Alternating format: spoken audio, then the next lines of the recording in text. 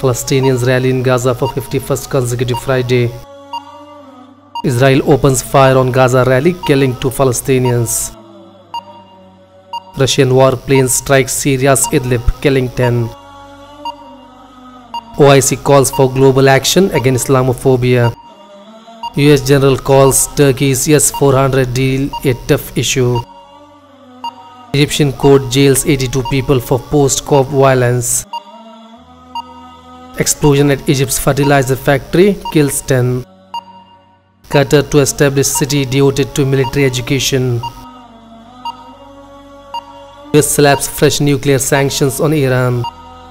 Iraq ferry boat accident death toll hits 103 official. UN chief visits New York mosque, urge safety for worshippers. Far-right Danish politician burns Muslim holy book.